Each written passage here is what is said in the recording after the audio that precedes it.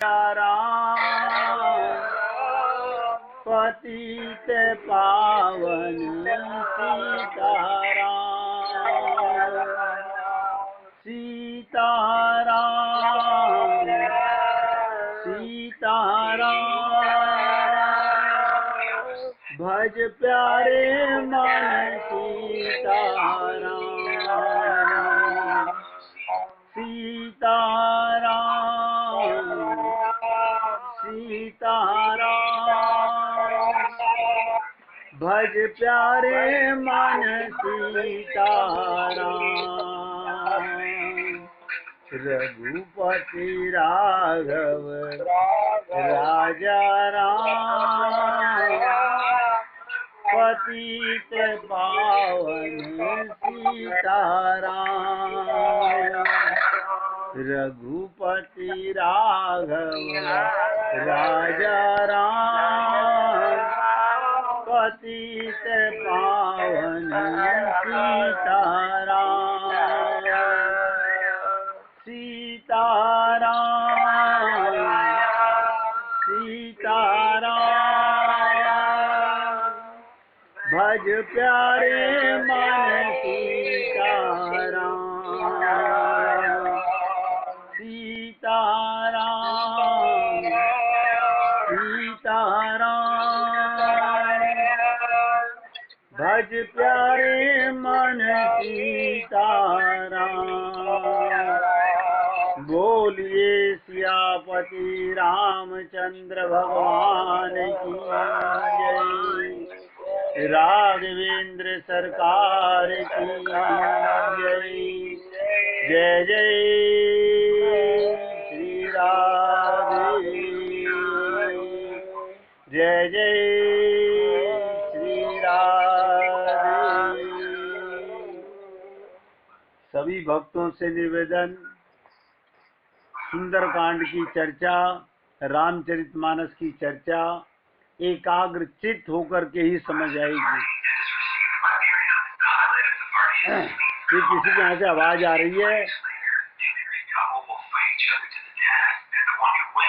जरा आवाज बंद कीजिए अपनी। किसी के यहाँ से बहुत तेज आवाज आ रही है भैया, और बहुत ध्यान से सुनिएगा। टीवी चल रहा है। हाँ, बंद कर दिया।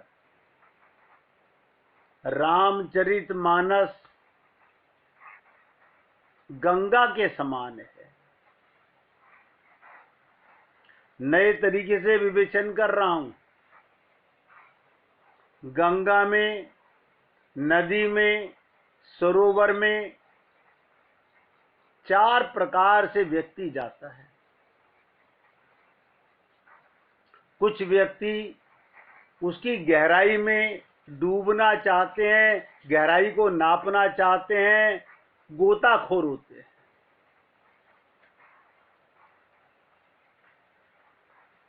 ये कौन होते हैं? ज्ञानी होते हैं।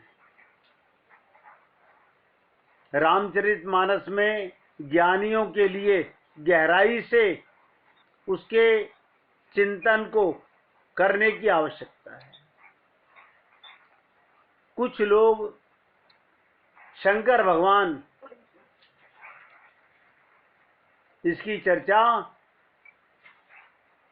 ज्ञान मार्ग से करते हैं। नंबर 2, कुछ लोग सिर्फ स्नान करने जाते हैं, तैरना नहीं जानते, वो स्नान करने जाते हैं। उसकी पवित्रता को समझते हैं, उसमें स्नान करते हैं, अपने मन को पवित्र करते हैं। उनके लिए भी रामचरितमानस कारगर साबित होती है। कुछ लोग प्यासे होते हैं, वो डूबने नहीं जाते, गहराई नापने नहीं जाते, स्नान करने नहीं जाते। वो केवल उसकी मधुरता को पाने के लिए वो प्यासे हैं, गंगा का रसास्वादन करना चाहते हैं। गंगा का रस पीना चाहते हैं। ये कौन लोग होते हैं? भक्त लोग होते हैं। भक्त का वो मिठास की आवश्यकता है। वो कर्म मार्ग पे नहीं जाता, वो ज्ञान मार्ग पे नहीं जाता, वो तो उसके मिठास को लेना चाहता है, अपनी प्यास बुझाना चाहता है। तो किसी ने तुलसीदास जी से पूछा, आप कौन से मार्ग के अनुयायी हैं? बोले, ना तो मेरे पास ज्ञान है, ना मेरे पास कर्म है, ना मेरे पास भक्ति है। बोले, फिर आपका कौन सा मार्ग है? बोले, मैं रामचरितमानस से कुछ लेना नहीं चाहता। बोले, फिर? बोले, मैं देना चाहता हूं। बहुत गहराई से सुनिएगा। मैं तो कुछ देना चाहता हूं। क्या आप क्या देना चाहते हो? मैं बहुत ही हल्का दीनहीन प्राणी हूं, मुझ में कोई ज्ञान नहीं है, कोई कर्म शक्ति नहीं है, क्योंकि तत्व ज्ञान नहीं है तो भक्ति क्या करूंगा? मैं तो बस कृपा चाहता हूं।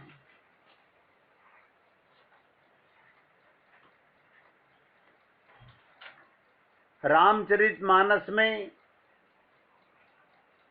भगवान शंकर भगवान श्री राम के बाल रूप के उपासक हैं।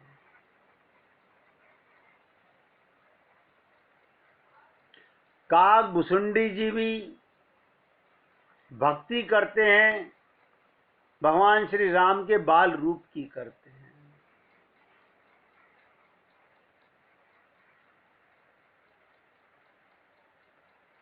भगवान के 4 रूपों की चर्चा रामचरितमानस में की गई है। ध्यान से सुनिएगा। एक है सिंहासन। अयोध्या में भगवान को किस पर बैठाया जाता है? अयोध्या के राजा बनाकर सिंहासन पर बैठाया जाता है। एक होता है बर आसन। ये कौन है? जनकपुर के अनुयायी हैं, जो भगवान को दूल्हे के रूप में देखते हैं। जैसे दूल्हे के लिए बर आसन, जनक जी ने उनको बर आसन पे बिठाया। एक है अरण्य कांड में सीता जी द्वारा पर्ण कुटीर में सन्यासी के रूप में बनाया गया आसन। तो ये सब लोग जब ध्यान करते हैं तो प्रार्थना करते हैं कि प्रभु, हम आपको सिंहासन पर विराजमान आपका रूप ध्यान करते हैं। जो जनकपुर के वासी हैं, दूल्हे रूप में भगवान श्री राम का दर्शन करते हैं, बर आसन पर करते हैं। जो अरण्य कांड के भगवान को मुनि वेश में देखना चाहते हैं, सन्यासी वेश में देखना चाहते हैं, वो अरण्य कांड में वन में जैसे भगवान रहे उसका ध्यान करते हैं। इस पर भी तुलसीदास जी से पूछा गया, आप कौन से आसन पर भगवान पर आसीन करना चाहते हैं? तो तुलसीदास जी ने सबसे हटकर आप और हम सब लोगों के हृदय की बात कही। बोले, बहुत एकाग्रता से सुनिएगा। सिंहासन पर विराजमान अगर भगवान श्री राम के बाल रूप का दर्शन करूंगा तो मुझे अयोध्या का ध्यान करना पड़ेगा, दशरथ जी और कौशल्या का ध्यान करना पड़ेगा। अगर राम को गोदी में खिलाना है, या तो कौशल्या बनूं या दशरथ बनूं, अयोध्या को मन में लाना पड़ेगा। वो मेरे बस की नहीं है। क्यों? मेरा मन बहुत चंचल है। आप और हम लोगों का क्या बिगड़ा हुआ है? ये मन का ही पुर्जा बिगड़ा हुआ है। बोले फिर वर आसन में भी मुझे राजा जनक के विवाह मंडप की तैयारी करनी पड़ेगी। वहां पर भी मुझे वो सब अपने चित्त में लाना पड़ेगा। सुनैना बनूं या जनक बनूं या जनकपुर का वासी बनूं, वही बात के मन मेरा बहुत चंचल है। अरण्य कांड में जाता हूं, जहां भगवान ऋषि मुनि अत्रि अनसुईया जैसे संतों के आश्रम में, वाल्मीकि जैसे आश्रमों के अंदर जाते हैं, मैं उनके लायक भी नहीं। तो तुलसीदास जी ने एक चौथा रूप का दर्शन किया। उन्होंने कहा, यहां तो सबको ध्यान करके बिठाना पड़ता है। सिंहासन पे बिठाना पड़ेगा, वर आसन पे बिठाना पड़ेगा, पर्ण कुटीर पे सीता जी द्वारा बनाई गई पर्ण कुटीर में भगवान को ठहराना पड़ेगा। लेकिन मैंने ये देखा कि भगवान राम लंका में बिना किसी के बुलाए गए। आप बताइए, क्या रावण ने निमंत्रण दिया था भगवान को बुलाने का? तो प्रभु, ये कलयुग के जीवों का जो हृदय है, ये लंका के समान है।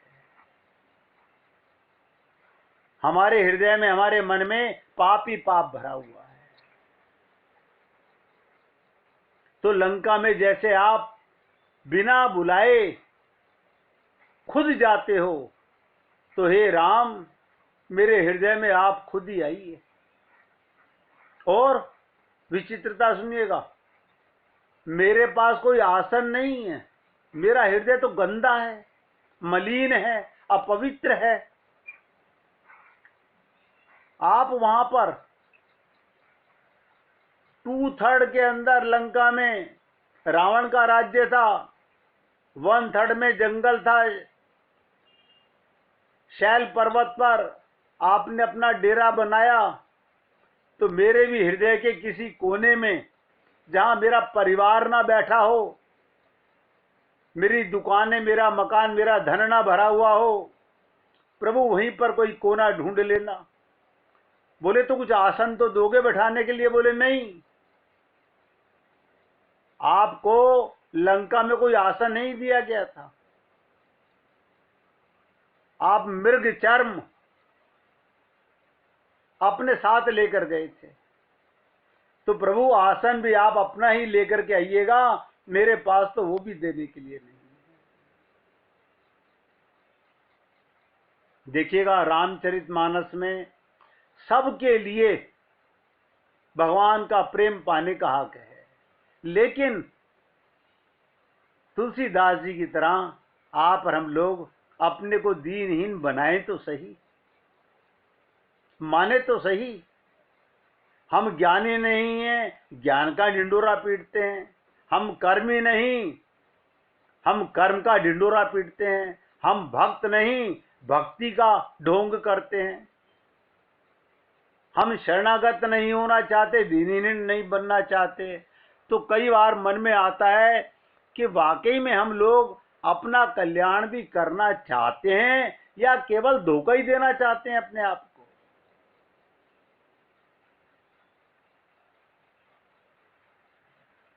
रामचरितमानस को ऐतिहासिक दृष्टि से देखोगे तो त्रेता युग की कल्पना करनी पड़ेगी, अयोध्या की कल्पना करनी पड़ेगी, दशरथ जी की, कौशल्या की कल्पना करनी पड़ेगी। 2 तरीके हैं रामचरितमानस को समझने के। एक तो है ऐतिहासिक स्थिति से उसे जानना, समझना।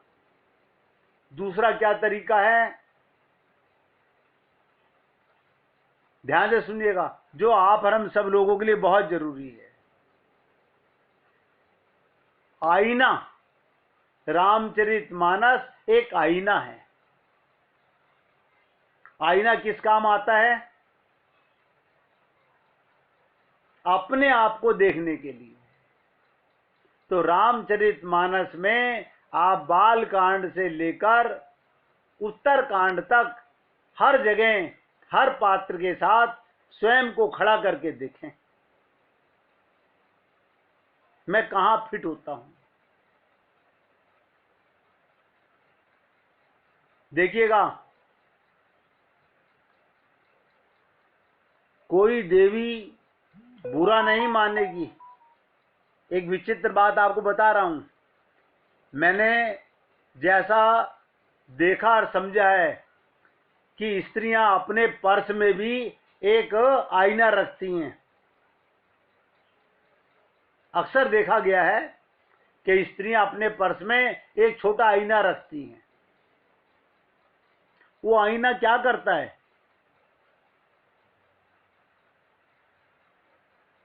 उससे आप क्या देखते हैं? ये चेहरा, ये जड़ शरीर मिटने वाले को देखते हैं, इसे संवारते हैं, इसे सजाते हैं। मैं सोच रहा था, आईना रखना बुरा नहीं है, हम सबको आईना रखना चाहिए, लेकिन देखना क्या चाहिए? अपने वास्तविक स्वरूप को देखना चाहिए, अपने मन की मलिनता को देखना चाहिए, जो हम नहीं देखते। बाल कांड के अंदर जब तुलसीदास जी रामचरितमानस का श्री गणेश करते हैं, तो सबसे पहले अपने गुरु के चरण रज को प्रार्थना करते हैं, गुरुजी मुझे अपने चरण की रज दीजिए। कि क्या करोगे?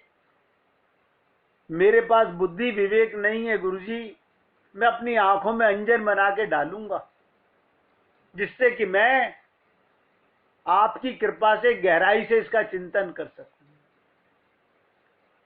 लेकिन अयोध्या कांड में जैसे ही पहुंचते हैं बाल कांड के बाद में, वो फिर गुरुजी के पास जाते हैं। रामचरितमानस आप पढ़ सकते हैं सब चौपाइयां।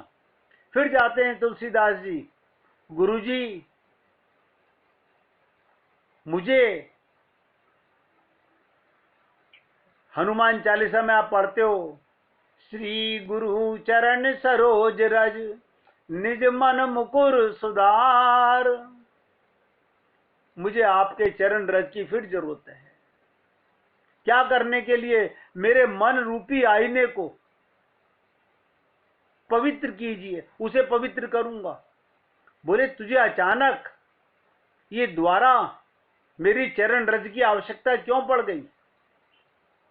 बोले जब मैंने दशरथ जी को अपने राजमहल के अंदर भरी सभा में बैठे हुए देखा, और आप बोलोगे एकाग्रता से सुनिए इस चीज को, दशरथ जी ने अपने साथ आईने रख के बैठते थे।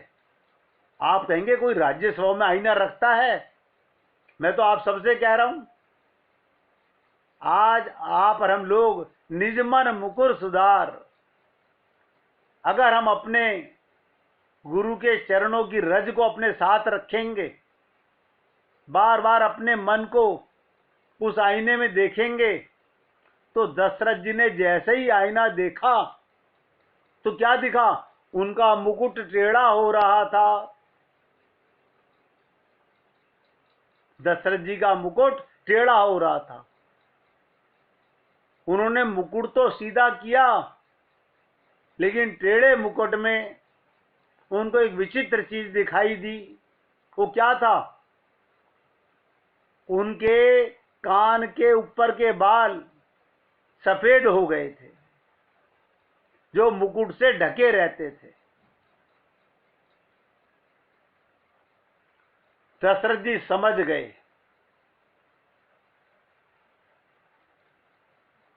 कि आईना मुझे दिखा रहा है कि राजन बहुत तारीफें सुन चुके, अब राज्य छोड़ो, पुत्र को सौंपो। दशरथ जी उस आईने को देखकर सीधे अपने गुरुदेव के पास गए और वशिष्ठ जी से जाके बोले, गुरुदेव आपकी आज्ञा लेना चाहता हूं, मैं ये राज्य अपने पुत्र को, राम को देना चाहता हूं। धन्य हो वशिष्ठ जैसे गुरु जिन्होंने ये आज्ञा दी कि दशरथ, मुकुर देखने का, आईना देखने का असली तात्पर्य यही है। ये शरीर जा रहा है, हम इसे संवारने में लगे हुए हैं, अंतःकरण को कोई नहीं देख रहा, मौका छिनता जा रहा है। तभी दशरथ जी ने डिसाइड किया था कि मैं ये राज्य राम को सौंप देता हूं। तो मेरे भैया, मैं आप सब लोगों से निवेदन कर रहा हूं, आप और हम लोग रोजाना कुछ नहीं कर सकते, आंखें बंद करके अपने अंतःकरण को देख लिया करो। सीतारामाचार्य जी कहते हैं, इस देह में हरि मिलत है, इस बात को भूलना नहीं। और आप और हम लोग इसी को केवल भूले हुए हैं, बाकी सब याद है।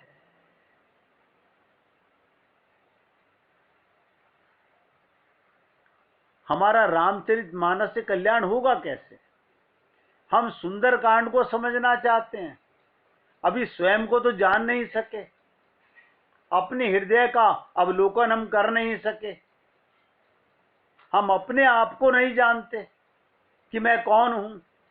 आप सोचिएगा, क्या गुरु और संत को बार बार बताना पड़ता है, हे पुण्य आत्माओं?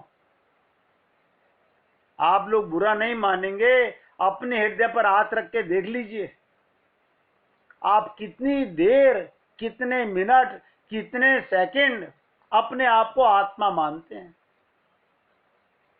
है आत्मा? मानते क्या हैं जो नहीं है?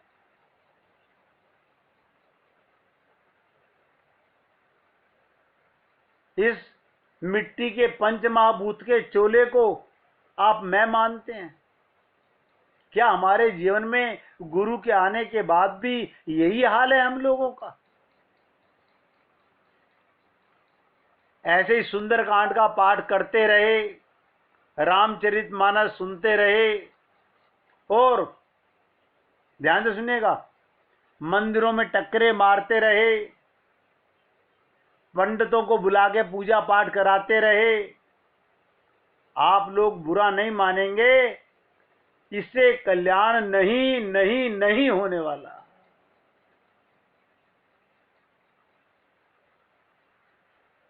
सब धोखा है।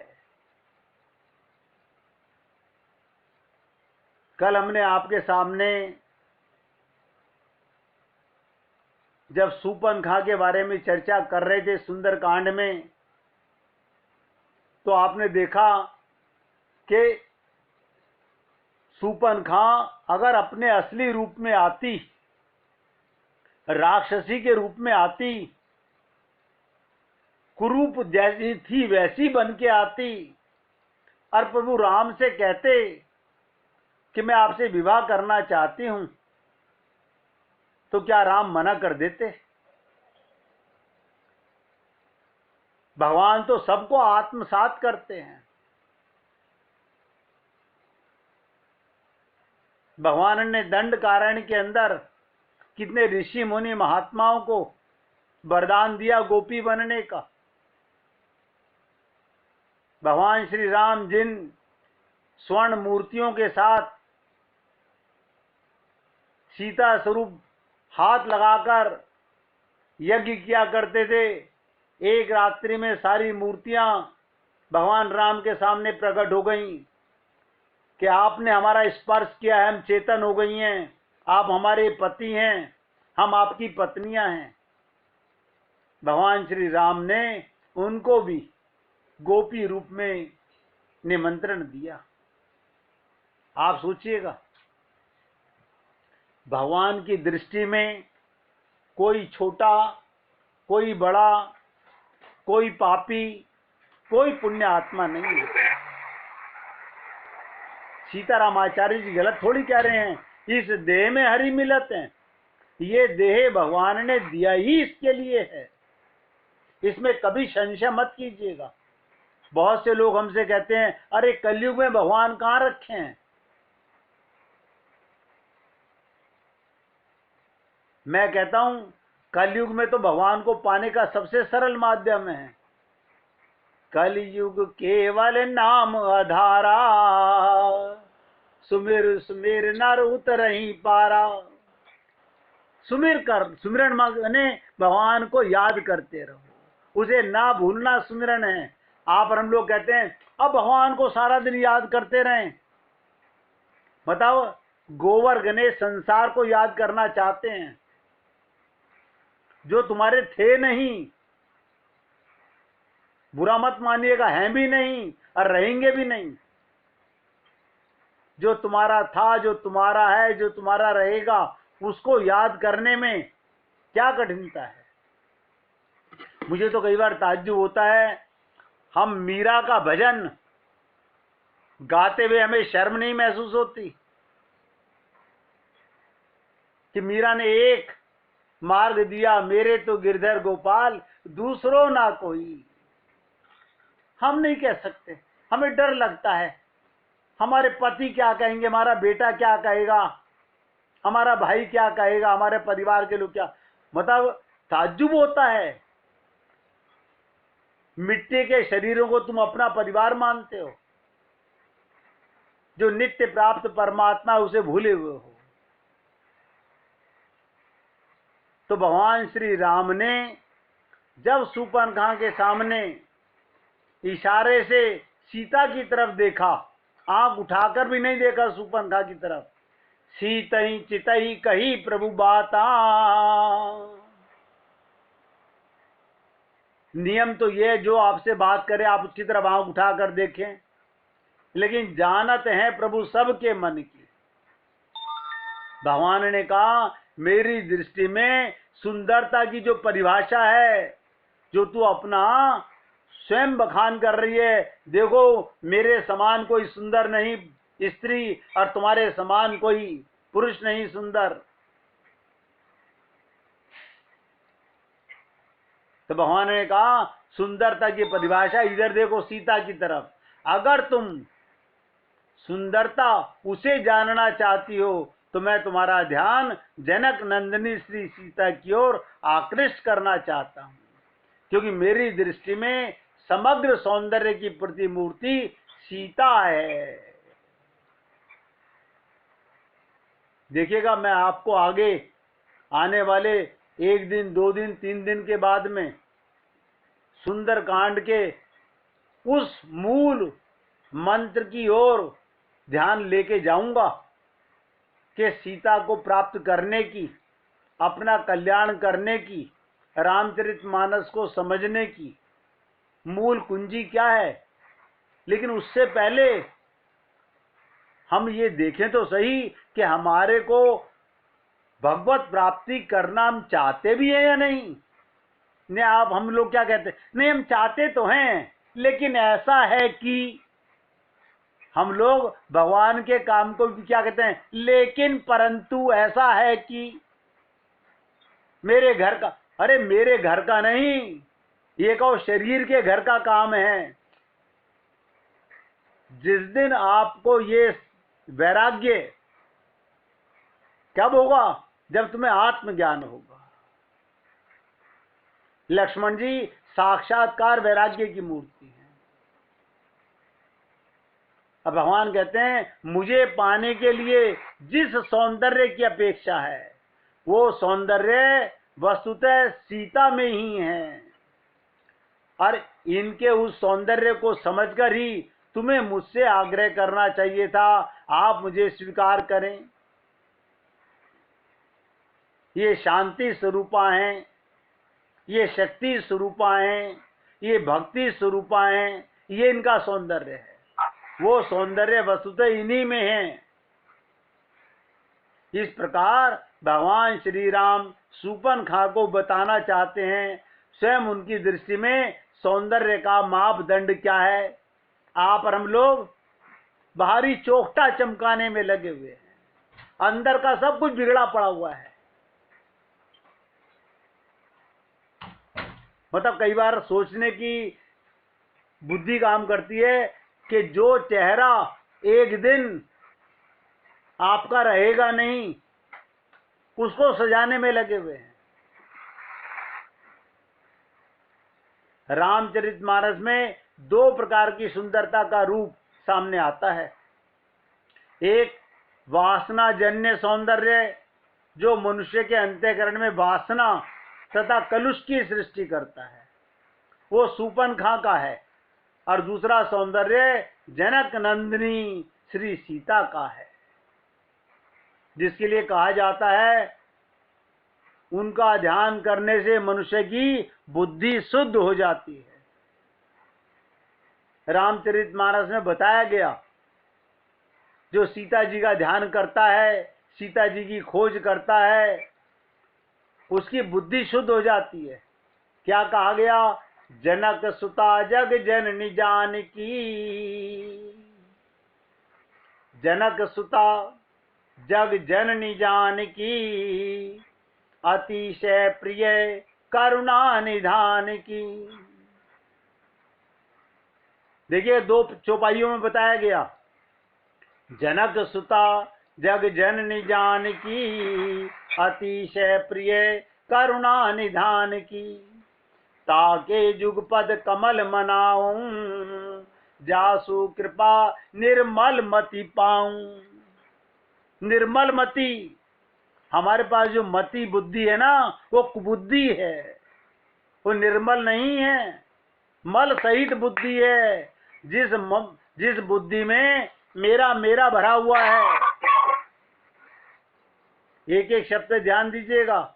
जिस बुद्धि में ये परिवार, ये संसार, ये सामान, ये गंदगी भरी हुई है, वो मल वाली बुद्धि है, वो निर्मल बुद्धि नहीं है।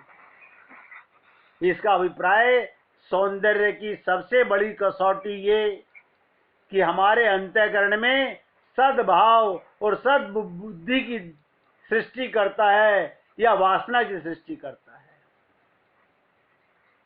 सौंदर्य की सबसे बड़ी कसौटी समझ लीजिएगा, आपके अंतःकरण में वासना भरता है या भगवान को पाने की इच्छा पैदा होती है। इसे आप यूं कह लीजिए, बहिरंग वासनात्मक सौंदर्य के रूप में हमें शूर्पणखा दिखाई देती है, और सौंदर्य की समग्र साकार स्वरूप श्री सीता जी हैं। इसे सीता जी की भक्ति, ध्यान से सुनिएगा, सुंदरता कै सुंदर करें कहा गया। इसका अभिप्राय भक्ति का सौंदर्य ही सच्चा सौंदर्य है, केवल रूप का सौंदर्य नहीं है।